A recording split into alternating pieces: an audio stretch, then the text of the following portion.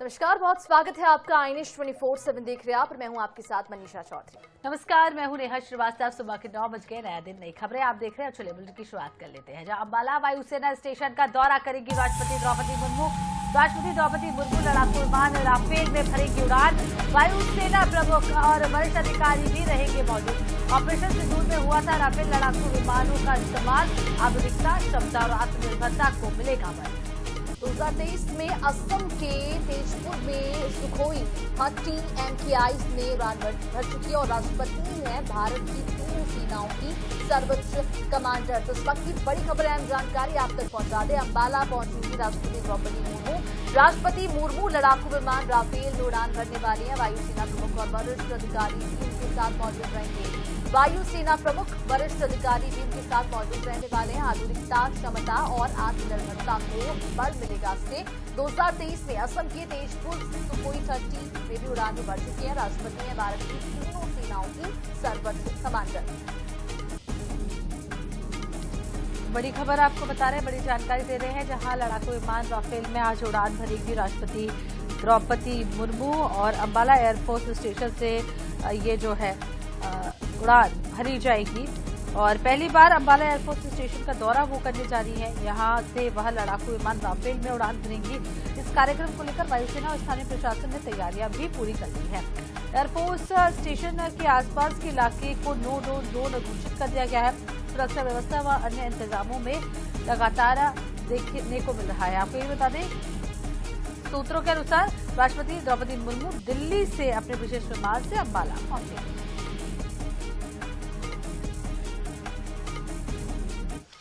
और तरफ बिहार विधानसभा चुनाव को लेकर महागठबंधन ने अपना घोषणा पत्र जो है वो जारी कर दिया। इस बार महागठबंधन के सभी दल के नेता मौजूद रहे। घोषणा पत्र का नाम जो है वो तेजस्वी प्रण पत्र दिया गया है। तेजस्वी प्रण में महागठबंधन ने रोजगार, सामाजिक न्याय, महिला सशक्तिकरण और किसानों के हितों को प्राथमिकता देने का वादा किया। तो गठबंधन ने यह भी कहा है कि ये सिर्फ एक चुनावी दस्तावेज नहीं बल्कि समृद्ध और न्यायपूर्ण बिहार के निर्माण का ऐतिहासिक संकल्प है। संकल्प पत्र में नीतीश कुमार के नेतृत्व वाली एनडीए सरकार पर पिछले 2 दशकों में शासन की विफलता, भ्रष्टाचार और बेरोजगारी बढ़ाने का आरोप लगाया गया है। तेजस्वी प्रण की खास बातें भी आपको बता दें। यहाँ पर खास बातें हैं, जहाँ हर परिवार के एक सदस्य को 20 महीने के भीतर सरकारी नौकरी देने का वादा वो कर रहे। महिलाओं को भाई बहन योजना के तहत दिए जाएंगे हर महीने 2500 रुपए। जीविका दीदियों को 30,000 रुपए सैलरी, स्थायी नौकरी का वचन इसमें दिया गया। गरीब परिवार को 500 रुपए में गैस सिलेंडर देने का वादा। वहीं 200 यूनिट बिजली फ्री देने का भी जिक्र इसमें किया गया है। साथ ही साथ पुरानी पेंशन योजना, मनरेगा मजदूरी 300 रुपए करने का वादा किया गया। साथ ही साथ स्वरोजगार के लिए 5 लाख तक ब्याज मुक्त ऋण की भी घोषणा कर दी गई है। घोषणा पत्र में आरक्षण की सीमा जो है वो बढ़ाने का भी वादा किया गया है। संविदा कर्मचारी स्थायी होंगे और विधवा बुजुर्गों को 1500 रुपए पेंशन दिया जाएगा। साथ ही साथ दिव्यांगों को 3000 रुपए पेंशन, सबका जो है वो 25 लाख का स्वास्थ्य बीमा, पंचायत प्रतिनिधियों का भत्ता दोगुना किया जाएगा। बिहार में वक्त कानून को खत्म करने का भी वादा किया गया। अपराध के खिलाफ जीरो टॉलरेंस की नीति अपनाने का भी वादा किया गया। तो ये घोषणा पत्र है जिनमें कई तरह के वादे किए गए हैं। तेजस्वी प्रण इस घोषणा पत्र का नाम दिया गया है और कई ऐसे बड़े वादे किए गए हैं विपक्ष की ओर से, महागठबंधन की ओर से। और देखने वाली बात होगी कि अब जो है सरकार इस घोषणा पत्र को लेकर अपनी क्या कुछ प्रतिक्रिया देती है। इस बार घोषणा पत्र का नाम तेजस्वी प्रण रखा गया है और महागठबंधन का साझा घोषणा पत्र जारी हो चुका है। तो चलिए राजधानी भोपाल का रुख करते हैं। मुख्यमंत्री डॉक्टर मोहन यादव का बिहार दौरा है। 3 जिलों में चुनावी सभाओं को करेंगे संबोधित। 3 जिलों यानी कि बांका, भागलपुर और मधेपुरा में करेंगे सभा। पहली सभा बांका जिले के कटोरिया विधानसभा में होगी। उसके बाद भागलपुर जिले के नाथनगर विधानसभा में दूसरी सभा होने जा रही है। मधेपुरा जिले के आलमनगर में दूसरी सभा होगी। चुनावी सभा आपको बता दें बीजेपी सरकार के समर्थक जनता दल करेंगे वोट की अपील। तो मुख्यमंत्री डॉक्टर मोहन यादव जो है वो बिहार के रण में कूद पड़े हैं और 3 जिलों में चुनावी सभाओं को आज संबोधित करने वाले मुख्यमंत्री डॉक्टर मोहन यादव 3 जिले बांका, भागलपुर, मधेपुरा में सभा को करने वाले हैं। पहली बार बांका जिले में वो विधानसभा करेंगे और लोगों से अपील करेंगे। बीजेपी प्रत्याशी को अधिक से अधिक वोट दे और भागलपुर जिले की नाथनगर विधानसभा में दूसरी सभा वो करेंगे। मधेपुरा जिले के आलमनगर में भी तीसरी सभा मुख्यमंत्री डॉक्टर मोहन यादव करने वाले हैं। बीजेपी प्रत्याशी के समर्थन में वो वोट के लिए लोगों से अपील करने वाले। तो बेहद ही महत्वपूर्ण दिन होने वाला मध्य प्रदेश के मुख्यमंत्री वे बिहार के दौरे पर हैं और वो लगातार चुनावी रैलियों को संबोधित कर रहे हैं। चलिए बढ़ते आगे, बात करेंगे अंबिकापुर की, जहां से इस वक्त की बड़ी खबर आप तक पहुंचा दे। आज मुख्यमंत्री विष्णुदेव साई जो है वो अंबिकापुर के दौरे पर रहने वाले हैं। दोपहर 2 बजे अंबिकापुर पहुंचेंगे मुख्यमंत्री। बाबा कार्तिकेय उरांव जन्म शताब्दी समारोह में वो शामिल होंगे और प्रतिमा स्थापना कार्य का भी भूमि पूजन करेंगे। 40 लाख रुपए की लागत से बनेगा बाबा कार्तिक उरांव चौक। मुख्यमंत्री विष्णुदेव साई करेंगे इसका भूमि पूजन। तो आदिवासी समाज की मांग पर विकसित होगा बाबा कार्तिक उरांव चौक। तो खबर आपको बता रहे हैं, जहां आज अंबिकापुर जाएंगे छत्तीसगढ़ के मुख्यमंत्री विष्णुदेव साय 2 बजे अंबिकापुर पहुंचेंगे और वहां पर किन किन कार्यक्रमों में शामिल होने वाले वो भी आपको बता दें। बाबा कार्तिक उरांव जन्म शताब्दी समारोह में शामिल होंगे, जिसके बाद प्रतिमा स्थापना कार्यक्रम में भूमि पूजन भी करेंगे। साथ ही 40 लाख रुपए की लागत से बनेगा ये चौक और मुख्यमंत्री विष्णुदेव साय इसका भूमि पूजन करने जा रहे हैं। आपको बता दें, आदिवासी समाज लगातार इसको लेकर मांग कर रहा था और विकसित होगा बाबा कार्तिक उरांव चौक। तो आदिवासी समाज की मांग पर अब ये किया जा रहा है और अंबिकापुर को ये तोहफा जो है वो आज मुख्यमंत्री विष्णुदेव साय देने जा रहे हैं। तो आज अंबिकापुर के दौरे पर मुख्यमंत्री विष्णुदेव साय रहने वाले हैं और कई कार्यक्रमों में आज वो शिरकत करेंगे। 40 लाख रुपए की लागत से बनेगा बाबा कार्तिक उरांव चौक और इसका भूमि पूजन जो है उद्घाटन जो है मुख्यमंत्री करने वाले हैं। आदिवासी समाज की मांग पर विकसित होगा ये चौक और आज जो है अंबिकापुर के ही कई कार्यक्रमों में मुख्यमंत्री विष्णुदेव साय शिरकत करेंगे। दोपहर 2 बजे अंबिकापुर पहुंचेंगे मुख्यमंत्री और बेहद ही अहम दिन है क्योंकि बाबा कार्तिकेय उरांव जन्म शताब्दी के अवसर पर वो इस चौक का भूमि पूजन करेंगे। यहाँ पर प्रतिमा का स्थापना किया गया, उसको लेकर भी विशेष तौर पर तैयारियां की गई है।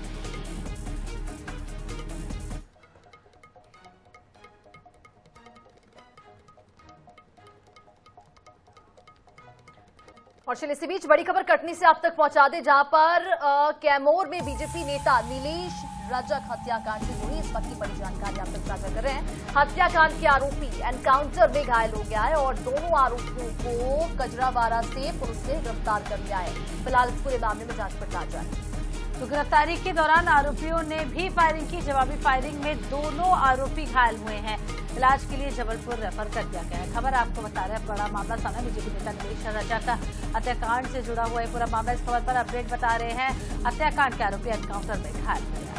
तो दोनों आरोपियों को फिलहाल पुलिस ने गिरफ्तार कर लिया। इस पूरे मामले में जांच पड़ताल जारी है। गिरफ्तारी के दौरान आरोपियों ने फायरिंग की थी और ये भी जानकारी निकलकर सामने आई कि जवाबी फायरिंग में दोनों आरोपी घायल हो गए हैं। फिलहाल दोनों आरोपियों को जबलपुर रेफर कर दिया गया, वहां पर उनका इलाज जारी है। और अच्छी खबर ये रही कि आरोपियों को गिरफ्तार कर लिया गया। बीजेपी नेता नीलेश रजक हत्याकांड से ये जुड़ी जानकारी आप तक साझा कर रहे हैं।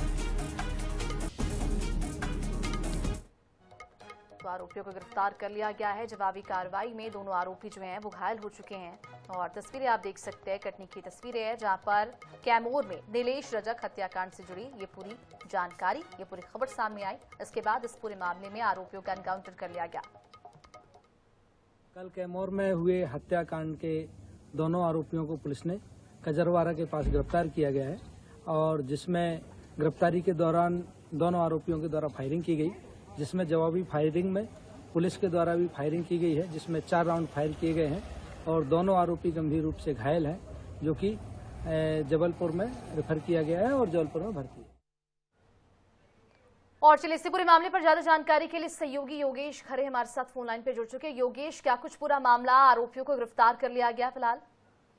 देखिए, आपको बता दें कि कटनी जिले के कैमूर का ये पूरा मामला है, जहां भाजपा के पिछड़ा मोर्चा के जो अध्यक्ष नीलेश रजक जी, इनके ऊपर कल 11:30 बजे के आसपास आरोपी जो अकरम प्रिंस जोसेफ ने गोली का हमला किया था, जिस पर नीलेश रजक की मौत हो गई थी, जिसको लेकर भाजपा नेता सारे और जो स्थानीय निवासी है कैमूर के, बिजलावाड़ा के सब लोग नाराज चले, जिन्हें धरना प्रदर्शन किया।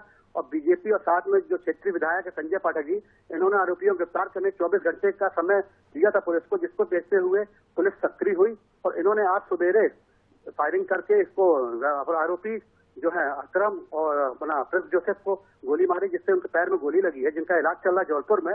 इसके बाद अभी माहौल जो गरमाया हुआ है और 11:30 बजे के लगभग इनका पोस्टमार्टम होगा। तो अब देखना होगा क्या कुछ इस पूरे मामले में आगे होगा। बहुत बहुत शुक्रिया तमाम जानकारी देने के लिए योगेश।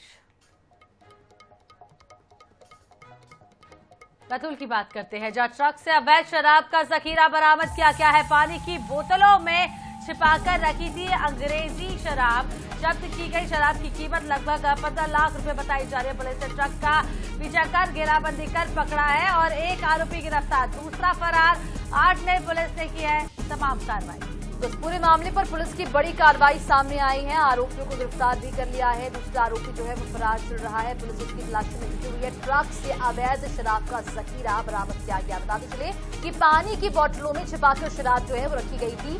जब्त की गई शराब की अनुमानित कीमत करीब 15 लाख रुपए बताई जा रही है। पुलिस ने ट्रक का पीछा करते हुए घेराबंदी करते हुए इसे पकड़ लिया।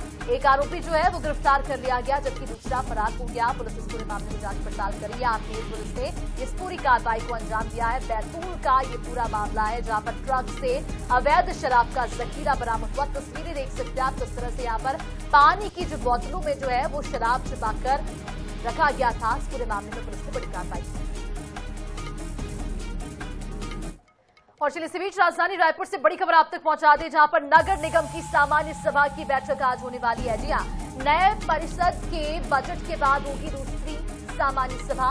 14 एजेंडों पर सामान्य सभा में चर्चा की जाएगी। सामान्य सभा की शुरुआत में 1 घंटे में प्रश्नकाल होगा। पार्षद देंगे अपने वार्डों से जुड़ी सवालों के जवाब। खबर आपको बता रहे हैं, जहां पर आपको बता दें नगर निगम की आज जो है बैठक होने जा रही है और सामान्य सभा की बैठक बेहद महत्वपूर्ण बैठक है, जहां नगर परिषद के बजट के बाद होगी दूसरी सामान्य सभा।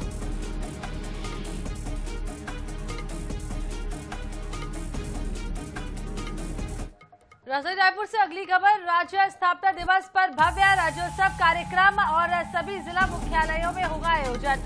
मंत्री, सांसद, विधायक रहेंगे मुख्य अतिथि और सरकार ने जारी की है मुख्य अतिथियों की सूची। राजनांदगांव में विधानसभा अध्यक्ष डॉक्टर रमन सिंह होंगे मुख्य अतिथि। बिलासपुर में केंद्रीय राज्य मंत्री तोखर साहू होंगे मुख्य अतिथि। बस्तर की बात करें तो डिप्टी सीएम अरुण साहब होंगे मुख्य अतिथि।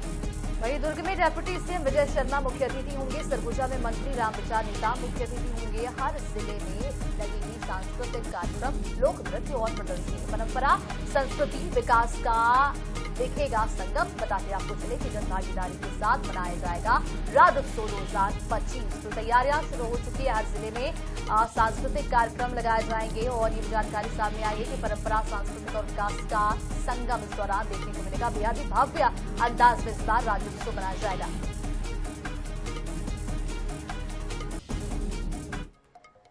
और चलिए इसी बीच भोपाल से बड़ी खबर आप तक पहुंचा दें, जहां पर 7 फरवरी तक कलेक्टर, ज्वाइंट कलेक्टर, तहसीलदारों के तबादले रुके हैं। जी हां, चुनाव आयोग ने मुख्य सचिव को निर्देश दिया, इसके लिए बगैर परमिशन नहीं हट सकेंगे अफसर। खबर आपको बता रहे हैं 7 फरवरी तक कलेक्टर, ज्वाइंट कलेक्टर, तहसीलदारों के तबादले रुक चुके हैं। चुनाव आयोग ने मुख्य सचिव को इस पूरे मामले को लेकर निर्देश दे दिए हैं। बगैर परमिशन नहीं हट सकेंगे अफसर। तो बड़ी खबर आपको बता रहे हैं, जब 7 फरवरी तक कलेक्टर, ज्वाइंट कलेक्टर, तहसीलदारों के जो तबादले थे फिलहाल उन्हें रोक दिया गया है। चुनाव आयोग ने मुख्य सचिव को ये निर्देश दिए हैं, बगैर परमिशन अब कोई भी जो है वो नहीं हटेगा, कोई अफसर जो है वहां से नहीं हटेगा। तो भोपाल से खबर, चुनाव आयोग ने मुख्य सचिव को इस पूरे मामले को लेकर निर्देश दे दिए हैं, बगैर परमिशन नहीं हट सकेंगे अफसर। तो बगैर परमिशन अफसर जो है वो नहीं हट सकेंगे। चुनाव आयोग ने मुख्य सचिव को इसके लिए निर्देश जारी कर दिए हैं और इस वक्त की बड़ी जानकारी आप तक साझा कर रहे हैं। भोपाल से ये खबर है, जहां पर 7 फरवरी तक कलेक्टर, ज्वाइंट कलेक्टर, तहसीलदारों के तबादले जो है पूरी तरह से रोक दिए गए। चुनाव आयोग ने मुख्य सचिव को निर्देश जारी कर दिया गया, बगैर परमिशन नहीं हट सकेंगे अफसर। तो आपको बता दें 7 फरवरी तक कलेक्टर, ज्वाइंट कलेक्टर, तहसीलदारों के तबादलों को रोक दिया गया है। चुनाव आयोग ने मुख्य सचिव को निर्देश दिए हैं और प्रदेश में 7 फरवरी तक का कलेक्टर, एसडीएम, संयुक्त कलेक्टर और डिप्टी कलेक्टर, तहसीलदार के तबादले अब नहीं किए जा सकेंगे। चूंकि चुनाव आयोग ने मुख्य सचिव को निर्देश जारी कर इन अधिकारियों के तबादले एसआईआर की प्रक्रिया पूरी होने तक नहीं किए जाए, इस तरीके के आदेश दे दिए हैं। अत्यधिक जरूरी होने पर चुनाव आयोग की परमिशन के बाद ही ये तबादले किए जाएंगे। सरकार इस अवधि में सीनियर आईएएस अफसरों के तबादले करेगी और इस पर कोई रोक नहीं रहेगी।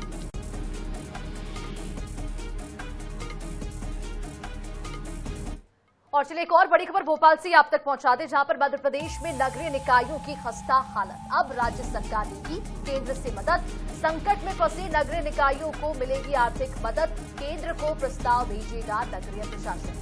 तो सुधारों के आधार पर 700 करोड़ रुपए ग्रांट का प्रस्ताव भी दिया गया है। तो खबर आपको बता रहे हैं राजधानी भोपाल से ही, जहां पर आपको बता दें कि मध्य प्रदेश में नगरीय निकायों की खस्ता हालत है। हालत बेहद खराब है। अब राज्य सरकार लेगी केंद्र से मदद। एक बार फिर से संकट में फंसे नगरीय निकायों को अब आर्थिक मदद की जरूरत है। केंद्र को प्रस्ताव भेजा जाएगा नगरीय निकाय प्रशासन की ओर से और सुधारों के आधार पर 700 करोड़ रुपए ग्रांट का प्रस्ताव रखा गया है।